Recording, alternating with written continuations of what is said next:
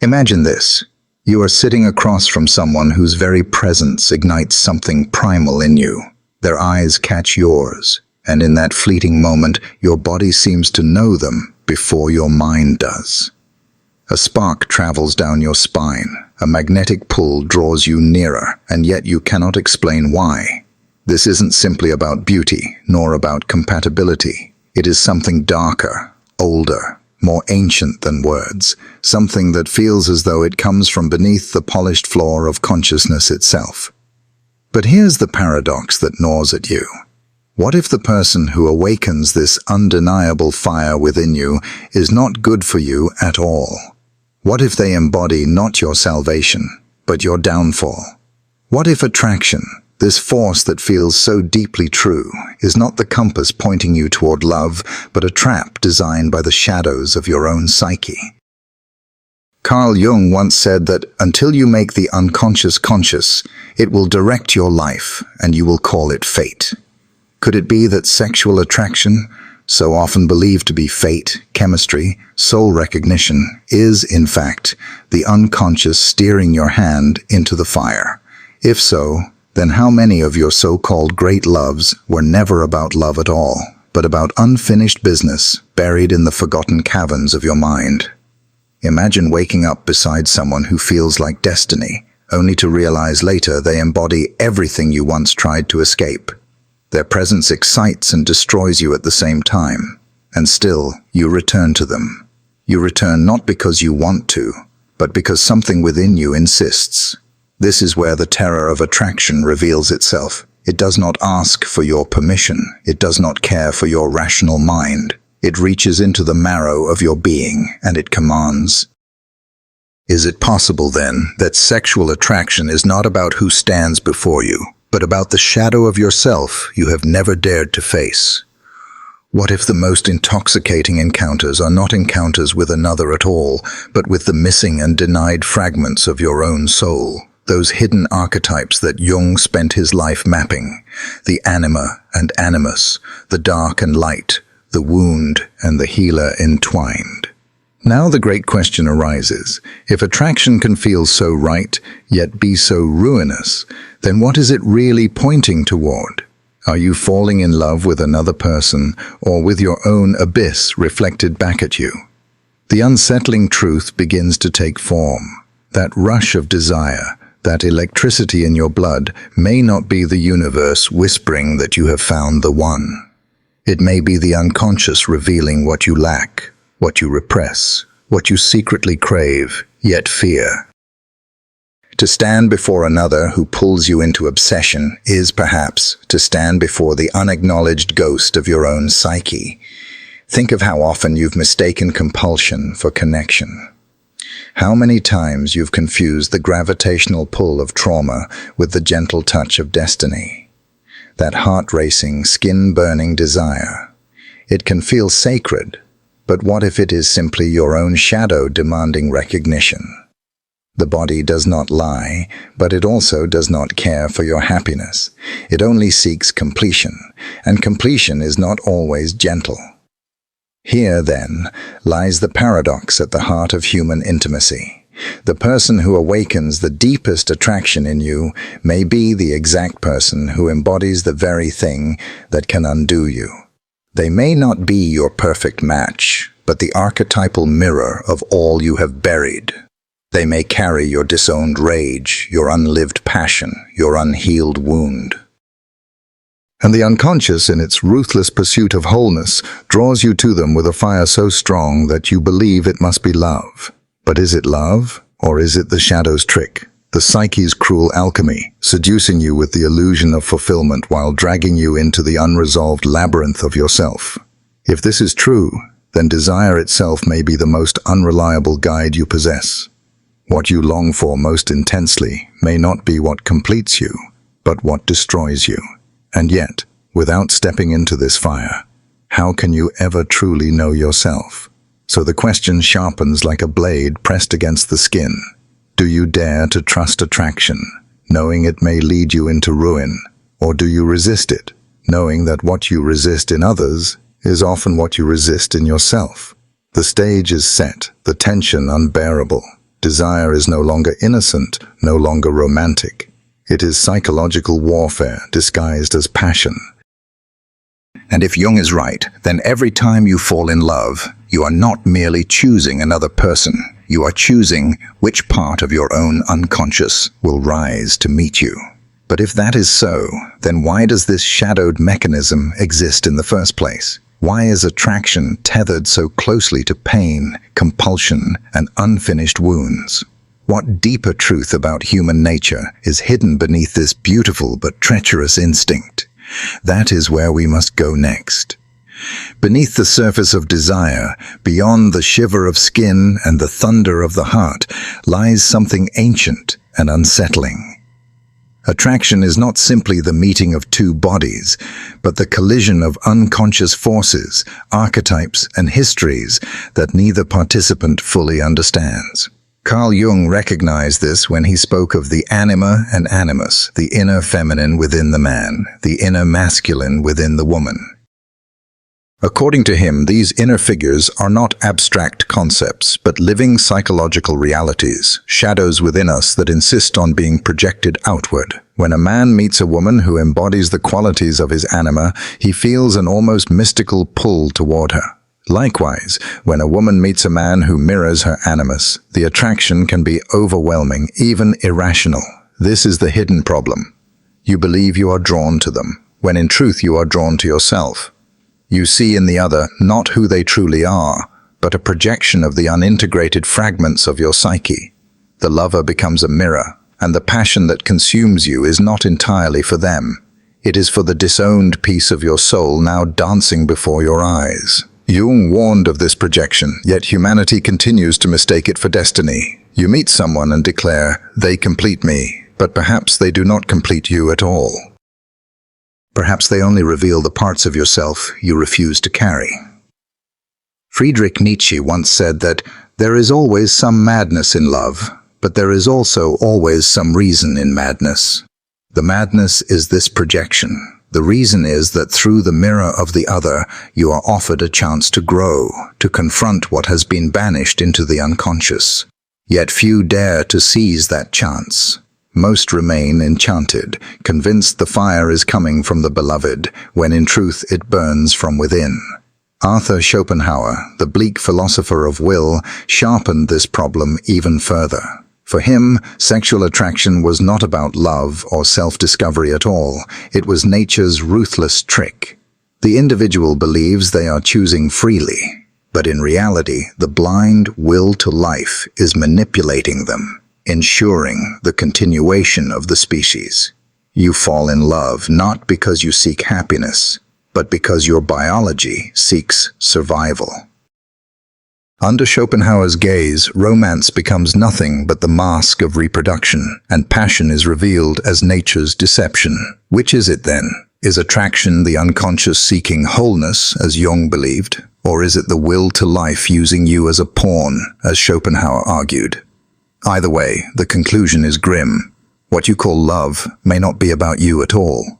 Jean-Paul Sartre pushed this tension into the realm of existential horror. For Sartre, desire was bound up with the impossible project of making oneself whole through another. You long to possess the beloved, not just their body but their consciousness, to make them freely choose you forever. Yet this is impossible. No one's freedom can ever be possessed, and so desire is haunted by failure. In every kiss, in every embrace, there is a lurking despair. You want eternity, but all you have is a fleeting moment. And so, under the combined weight of Jung, Schopenhauer, and Sartre, the problem reveals itself. Attraction is not a simple joy, but a battlefield where unconscious projections, biological imperatives, and existential impossibilities collide. No wonder it feels overwhelming. No wonder it breaks people apart as often as it binds them together. Aldous Huxley added another layer when he observed that human beings rarely see others as they are. "We see them as we are," he wrote, trapped behind the filters of conditioning, memory, and unconscious bias. Desire, then, is doubly veiled. First by the biological machinery Schopenhauer described, second by the psychological projections Jung illuminated, And third, by the existential hunger Sartre diagnosed. We are not lovers meeting lovers. We are prisoners of our own shadows, staring into distorted mirrors, mistaking survival for destiny and emptiness for eternity. But why does this matter? Why should you care whether attraction is projection, biology, or existential failure? Because in mistaking the shadow for the beloved, you forfeit your freedom. You chase ghosts in the flesh of others. You suffer, thinking your suffering is noble, when perhaps it is only ignorance. Think of the countless relationships that begin in fire and end in ashes. The passion that once seemed divine curdles into resentment. The qualities that first captivated become intolerable. What happened? Did the other person change, or did the spell of projection simply wear off, leaving you face to face with reality? Jung believed the latter. The unconscious eventually withdraws its projection, and when it does, you see the other not as your mirror, but as themselves, and often you are disappointed. The tragedy is that most people mistake this disappointment for betrayal, when in fact it is revelation. You were never in love with them. You were in love with the part of yourself you saw in them. This is the hidden problem. Sexual attraction feels like truth, but it may be the most deceptive force of all. It pulls you not toward freedom, but toward entanglement with your own shadow. It is the psyche's secret mechanism for dragging the unconscious into the light, but it does so through fire, compulsion, and heartbreak. Viktor Frankl, the psychiatrist who survived the Holocaust, saw meaning where others saw despair. He argued that even in suffering, one can find purpose.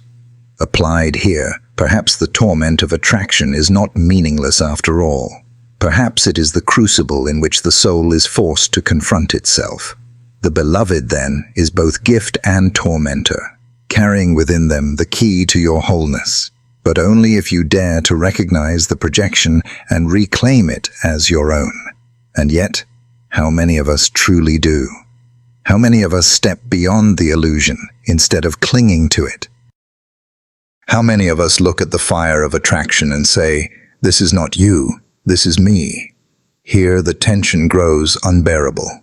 If desire is a mirror, then attraction is not the path to love, but the path to shadow. And if we cannot tell the difference between the two, how can we ever hope to escape? This is the hidden root of the problem. We are seduced not by others, but by ourselves. And in chasing them, we are only running in circles, searching for a wholeness that can never be given, only reclaimed. But if that is true, then what happens when we refuse to see it? What happens when entire lives, entire societies are built on this illusion, mistaking projection for truth, compulsion for connection? The answer is not only personal tragedy, but cultural catastrophe.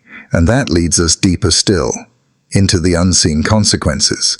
Imagine the scale of what we've uncovered so far. If sexual attraction is not merely love's whisper, but the unconscious demanding recognition, if it is projection, biology, and existential hunger disguised as passion, then the consequences ripple far beyond your private moments of longing. The illusion doesn't only shape your relationships, it shapes entire cultures, industries, and histories. Think first at the personal level. How many of your choices, partners, friendships, even career paths, were swayed not by rational judgment, but by some subtle magnetic pull you could not explain? Perhaps you said yes to someone not because they were good for you, but because something in them reminded you of an old wound you never healed. The pattern repeats. The unavailable partner, the destructive lover, the intoxicating but chaotic figure who leaves you shattered. And still you return. Attraction drags you back, again and again, like a tide you cannot resist. This cycle is not simply bad luck. It is the unconscious running the show.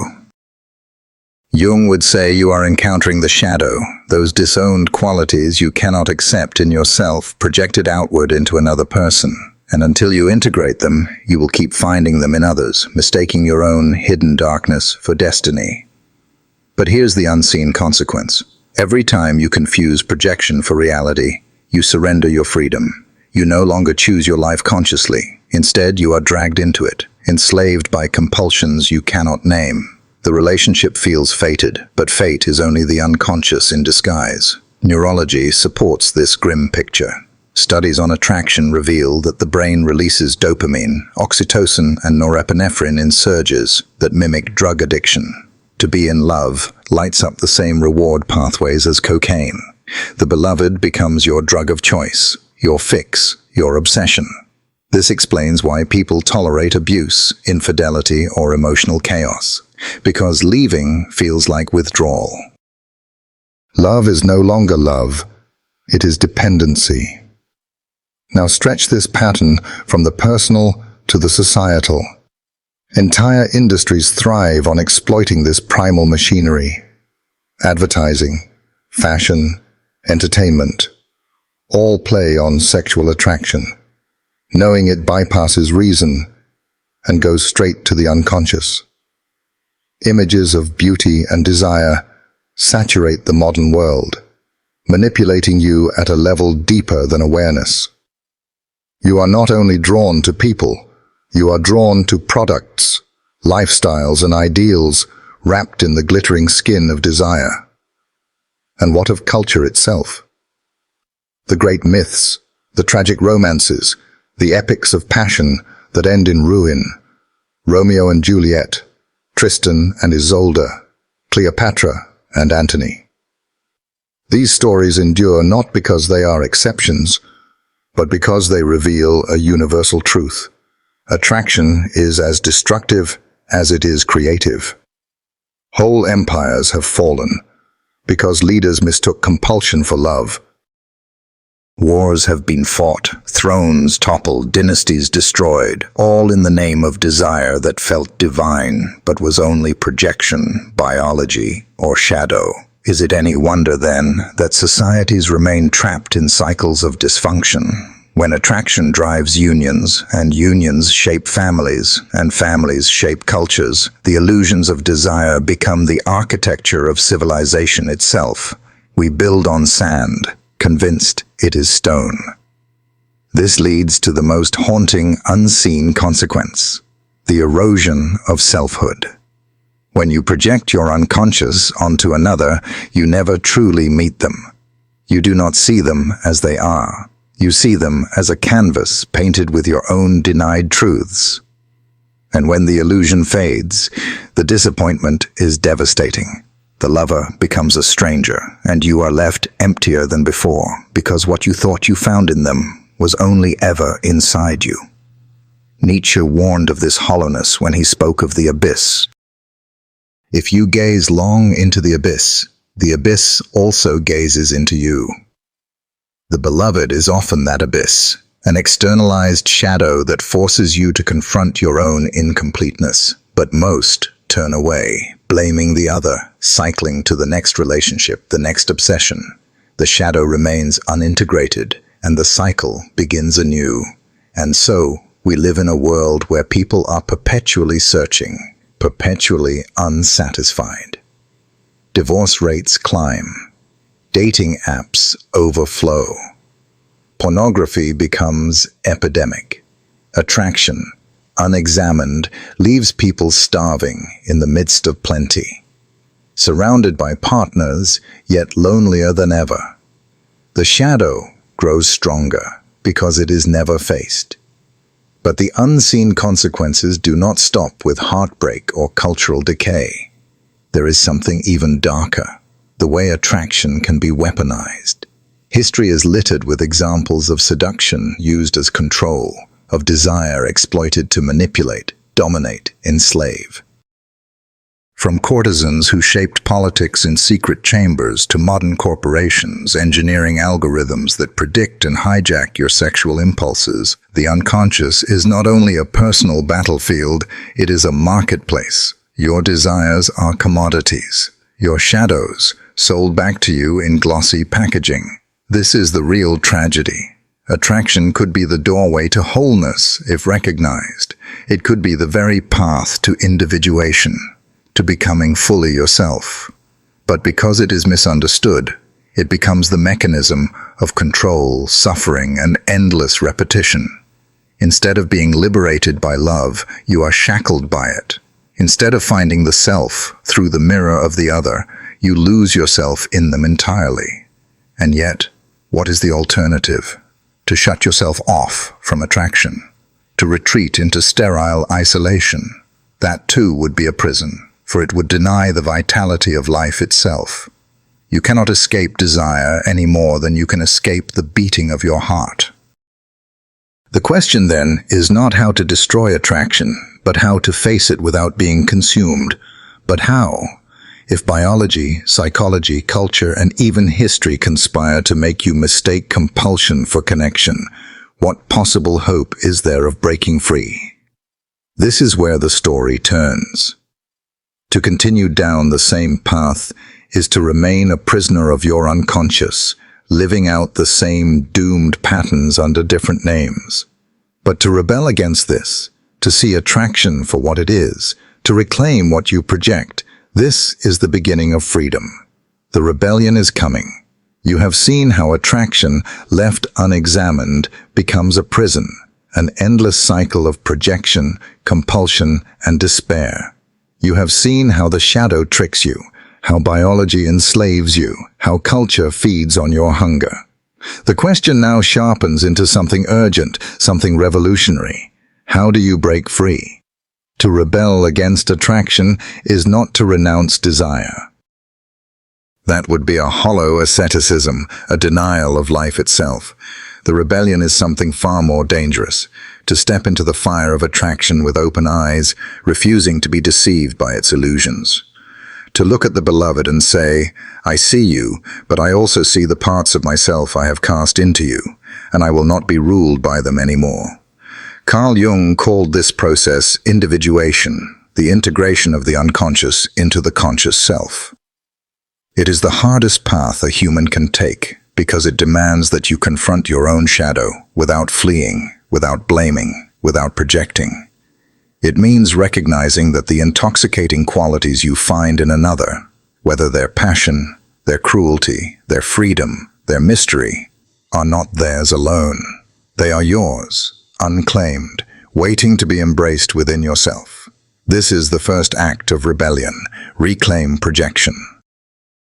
The next time you feel the sudden lightning of attraction, ask yourself, what does this person awaken in me that I have denied in myself? Do they embody a freedom I have never dared to claim? Do they carry a darkness I have always feared?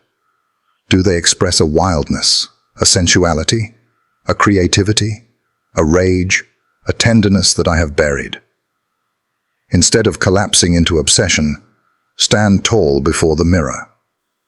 Attraction becomes not a trap, but a teacher. But this rebellion goes deeper still. Nietzsche spoke of the Übermensch, the one who dares to create their own values, free from the illusions of herd morality. To rebel against attraction is to become your own creator, refusing to let biology, culture, or unconscious shadow dictate whom you must love. It is to seize responsibility for your desires, to own them, reshape them, even to transmute them into higher forms. Think of alchemy, that ancient art Jung loved. The alchemist looked at base metal and sought to transform it into gold. And in the same way, the rebellion is not about rejecting desire, but transforming it, turning raw compulsion into conscious choice, turning projection into self-knowledge, turning the blindness of passion into the light of individuation. History offers examples of those who dared to live this way. The mystics who turned erotic longing into spiritual ecstasy. Rumi writing of the beloved not as a woman, but as the face of God. The Stoic philosophers who recognized that love must be guided not by compulsion, but by reason and virtue. Even modern figures who refused to be enslaved by convention, who shattered social expectations to live authentically, embodying the terrifying freedom Sartre demanded, to choose without excuses. But this rebellion comes at a price. To stop projecting means to lose the intoxicating illusions of love as destiny. The fairy tale crumbles. You can no longer say, "They complete me." You can no longer believe attraction alone will save you. Instead, you stand alone before the abyss of freedom. You must complete yourself. You must face the terrifying fact that no other can save you from yourself. And yet, in that loneliness, a new power emerges. For the first time, you see others as they are, not as screens for your shadow, but as real beings, with their own depths and darkness. Love, then, becomes something rarer, harder, but infinitely more profound. Not projection, not compulsion, but recognition. A meeting of two whole beings, rather than two fragments clinging to each other for completion. This is the second act of rebellion, to love consciously, to look at another and say, I do not need you to complete me. I choose you freely, knowing you cannot save me, knowing I cannot own you. I see your darkness, your flaws, your freedom, and I still choose to walk beside you. This is love stripped of illusion, love without chains, love that does not devour but liberates. But rebellion is not only personal. It must also be cultural.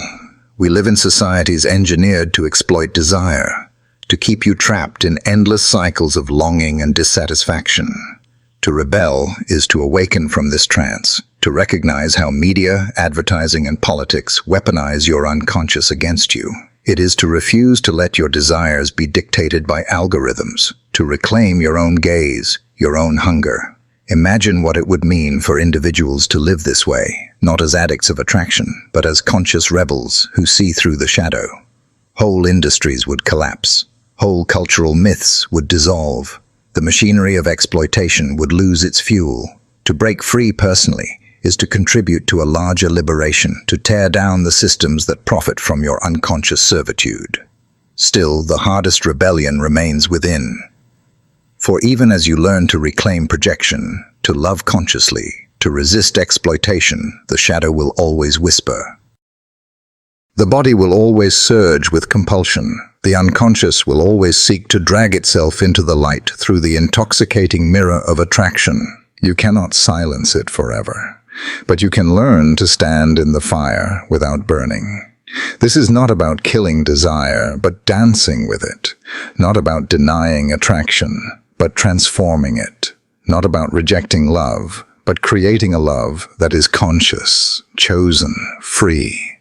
And in this rebellion lies the seed of a deeper realization, one more profound than even Jung dared to suggest. Because if attraction is projection, and if projection can be reclaimed, then perhaps attraction is not your enemy at all. Perhaps it is the map, cryptic, dangerous, but faithful, leading you toward the deepest truth of who you are. The rebellion is not the end. It is the threshold. Beyond it lies the ultimate revelation, the darkest and most liberating truth of all.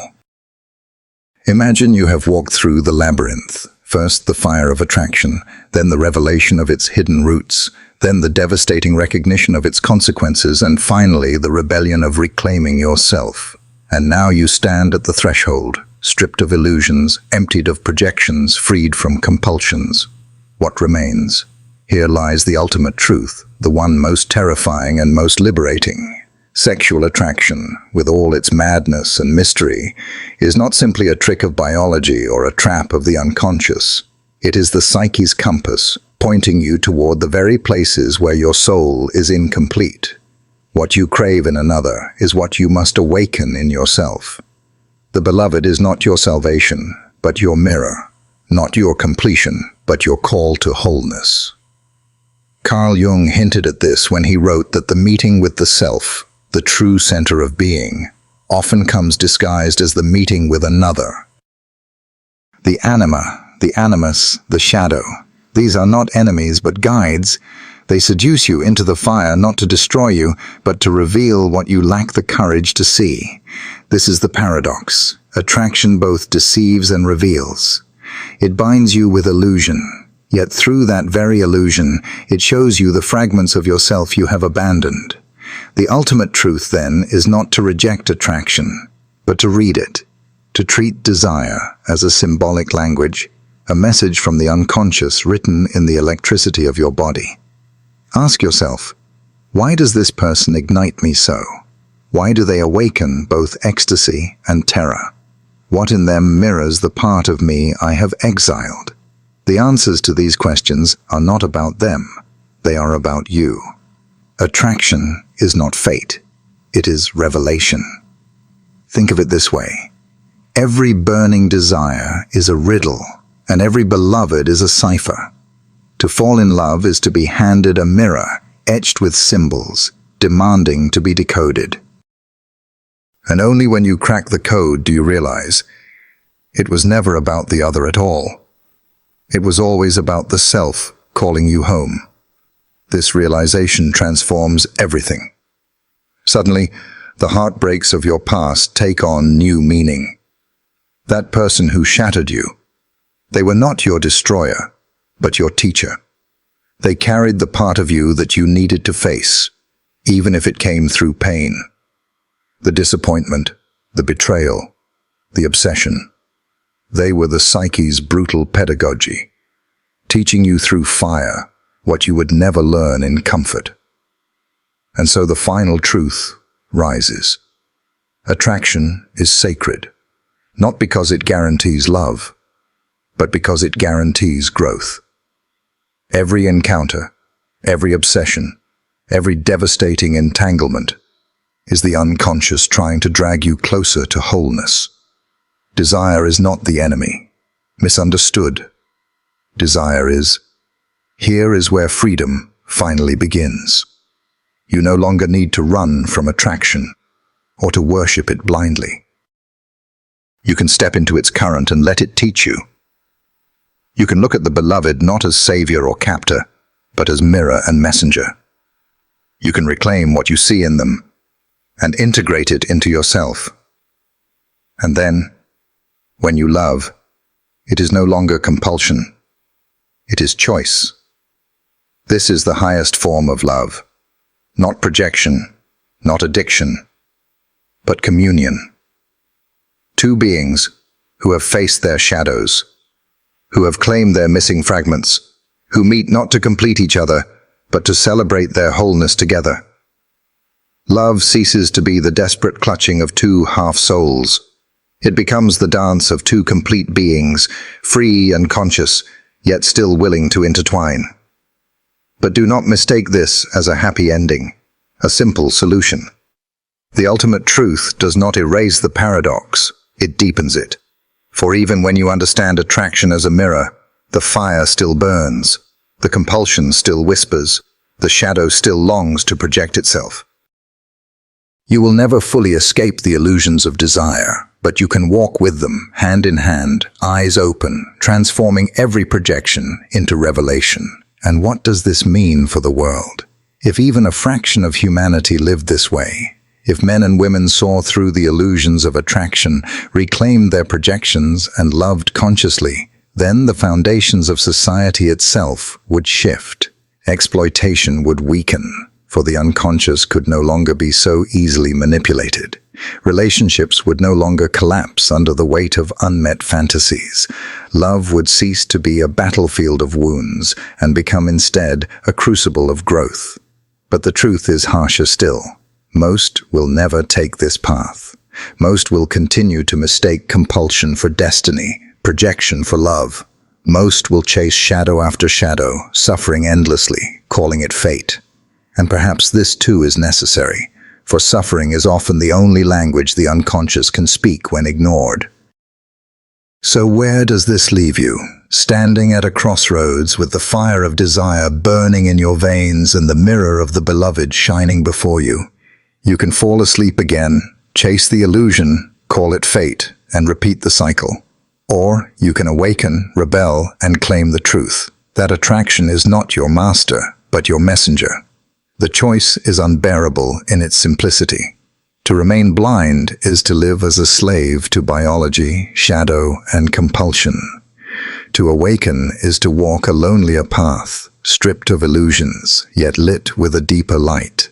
The first path offers comfort, the second offers freedom. Which will you choose? The ultimate truth waits, not in the arms of another, but in the depths of yourself. Every lover is a doorway, every obsession a riddle, every heartbreak a map. And when you finally gather the courage to walk through them, you discover that the one you were chasing all along was never them. It was always you. So now, as you sit with this truth, the silence sharpens into a single, haunting question. When desire next seizes you, when the fire ignites and the beloved appears, will you fall into the illusion again? Or will you dare to read the message? The choice will define not only your relationships, but the very meaning of your existence.